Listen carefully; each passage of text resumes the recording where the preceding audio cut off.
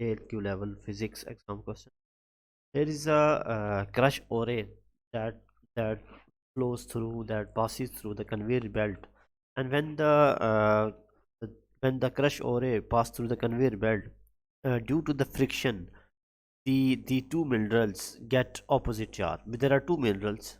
They are moving through the conveyor belt. Okay, and the crush particles of two different minerals are gain opposite charge due to the friction as they travel along the conveyor belt and through the hopper. When they leave the hopper, they fall 4.5 meter between the two players. So the vertical distance is given, that is 4.5 meter, and we know that the potential difference that is applied, that is 65 kilovolt, because there are two plates. On the right side we have a plate, this plate, the potential is given, that is 65 kilovolt, and on the left plate we have the potential, that is the 0 volt. There two this solid line shows the two plates. Okay, so there is a potential difference of 65 kilovolt. Okay, so when the two minerals moving through conveyor belt, due to the friction, as we know that when some object gains due to the friction, it loses or gains the electron. For example, one metal, suppose that it gains the electron, or one mineral loses the electron. In both cases it gets the charge. When mineral gains electron, it gets negative charge. When the mineral loses electron, it gets positive charge. So there are two opposite charge, because as we know that the two particles are moving opposite in direction. It means the charge on both of them are opposite in nature. Mean if one is positive, other will be negative. Okay, if I say that this is high potential, that is the positive, this is the low potential, so the negative charge mineral must go towards the left side, and the positive charge mineral go towards the right side. Okay, now we have to solve the first part A, that calculate the time taken of this particle to fall between the plates. Okay, we have to calculate the time taken between from here to here when it falls through the collector. So in order to find the time, in order to find, we use the equation of motion. So equation, first of all I write the given information. So for the part A, the given information is the distance S, vertical distance is 4.5 meter, and the separation between the plate is d 0.35 meter, and we know that the initial speed is 0, that is given, initial speed is 0, and we have to find the time t, and as we know that acceleration is equal to g, that is equal to 9.81, because particles are falling, so acceleration is equal to 9.81. Okay, we use equation of motion. So equation of motion is S is equal to ut plus half at square. First of all, we put the values 4.5 meter is equal to u is 0, initial speed is 0, time t, we have to calculate the time, plus half, g is 9.81 into t square. So 4.5 is equal to half into 9.81 into t square. From here we can find t square is equal to 2 into 4.5 divided by 9.81, and we just solve this and we get the answer, that is 0.917. Okay, so t square is equal to 0.917. So we take the square root on both sides, we get 0.917 square root, that is equal to t is equal to 0.96 seconds. Okay, this is our answer. Okay, so in this case we use equation of motion, that is S is equal to ut plus half at square. Okay, now for the part B, the potential difference is 65 kilovolt. So the given data is potential difference is 65 kilovolt del V, and when the particle specific charge is basically charge per unit mass. This is actually known as specific charge, mean the charge per unit mass, mean how 1 kilogram contains how much charge, q by m, that is specific charge, that is equal to 1.2 into 10 raised to power minus 6 coulomb per kilogram. The unit specify that this coulomb is actually the charge, mass is the kilogram is the mass per unit mass. So you can say that this is Q by M, that is known as the specific charge. Specific charge, or sometimes we say that charge to mass ratio. Sometimes we say that charge to mass ratio, that is given. Okay, so we have to calculate the we have to show that the acceleration is 0.2. So we have to find the acceleration and we have to prove that acceleration is 0.2. So in order to find the acceleration, we assume that there are two forces that acting on the minerals. One is forces acting on this one is, number one is electric force.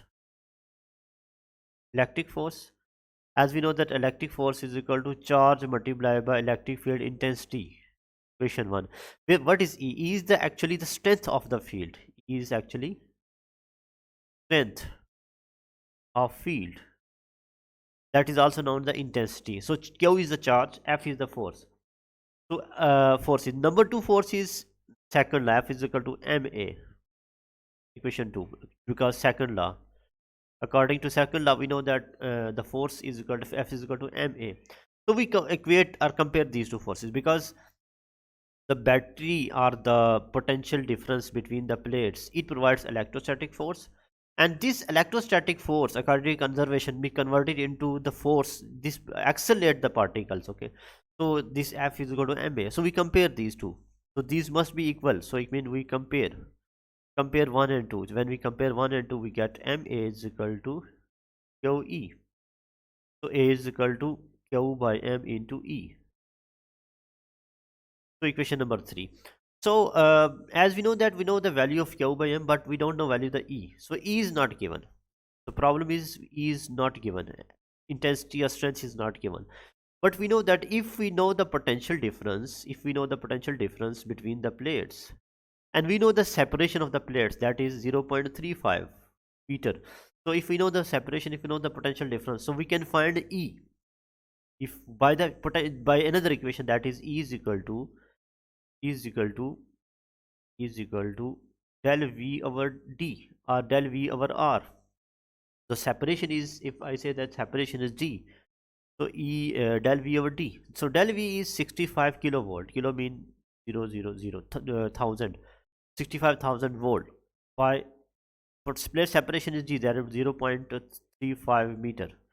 So when we solve and we get the plate separation, that must be equal to 186,000. So if we calculate this E, that we get 186. Actually, we get 185 714, but we round off to 186, three significant figures, so we get 0. So this is the in volt per meter. So 186,000 is the electric field intensity. Now we all the values of equation 3. Now we can find the acceleration. So acceleration is charge to mass ratio is given in the question. Charge to mass ratio is given in the question. That is equal to 1.6 10 power minus 19 coulomb. Charge to mass, no, 1.2 10 power minus 6. 1.2 10 power minus 6. 1.2 10 power minus 6. Minus 6 coulomb per kilogram. And the intensity we had, we know the value of 186,123 volt per meter. So we multiply, we get the acceleration, that is equal to 0.2. That is equal to 0.2 meter per second per second. Okay, so we have to compare these two forces, electrostatic force and the coulomb second law.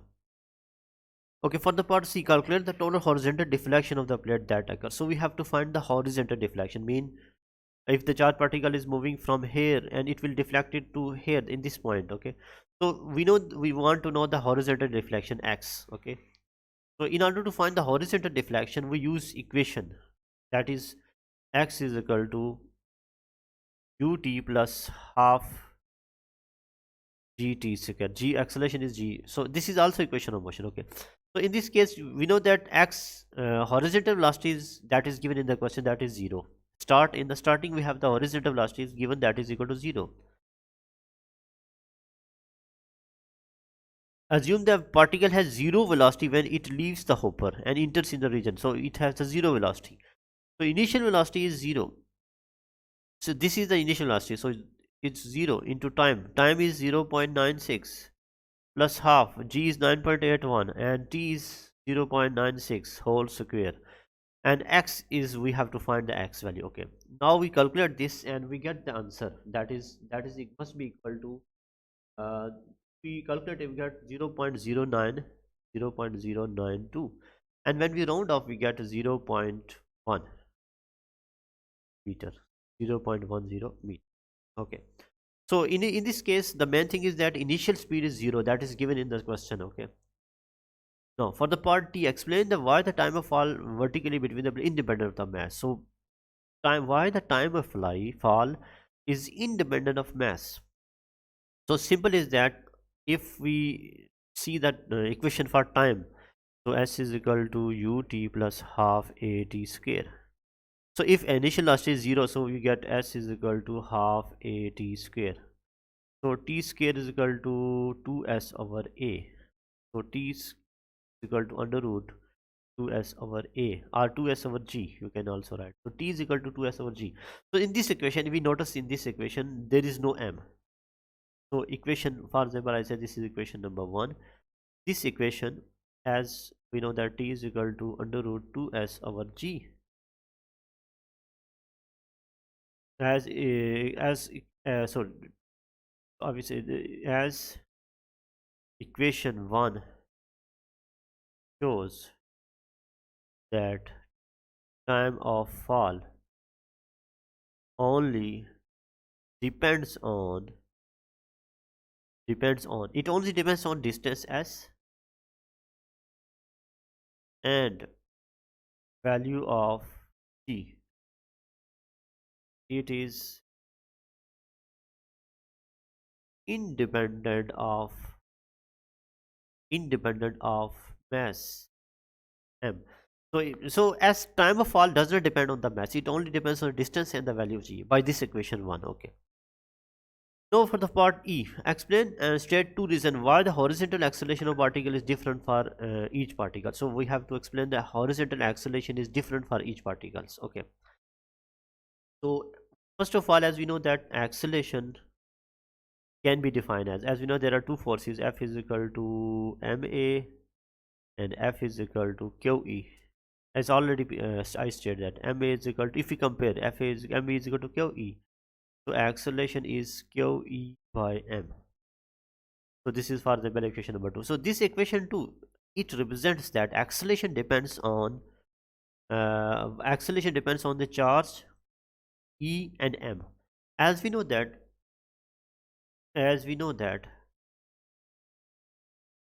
mass m is different for each mineral, because when we crush up, for example, if we crush if we stone, for example, if this is stone, for example, if we crush and we convert it into smaller particles, so it's not necessary that every particle has same mass. There might be a variation in mass. So mass m is different for each mineral. And also we know that when these particles move through conveyor belt, okay, due to the friction they get any charge. So it might be necessary, not necessary that it gains one electron, it might be gain electron, two electron, three electron. So how much charges they gain, so it is different. Okay, so every particle gain different number of electrons, or it loses different number of electrons, it means. So also charge q is different for every mineral. So it means if q or m vary, it means this q and m will change, it means acceleration will also not constant. Okay, so there are two reasons. So first reason is mass is different, second reason is charge is different. So these, due to these two reasons, acceleration will not be constant. So thus acceleration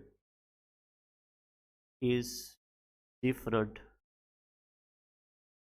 for each particle. We can also state that E is constant. Electric field intensity is constant. Why it is constant? As we know that E depends on potential and the separation. So potential is constant, that is 65 kilovolt. We are not changing this potential. This separation is also constant, that is 0.35 meter. So this is not these two values are constant. So I mean if these two are constant, so electric field intensity or strength is constant. So only acceleration will vary due to the charge and due to the mass. So the two reason is mass will change and the charge will change. Charge is not constant. Okay, thank you.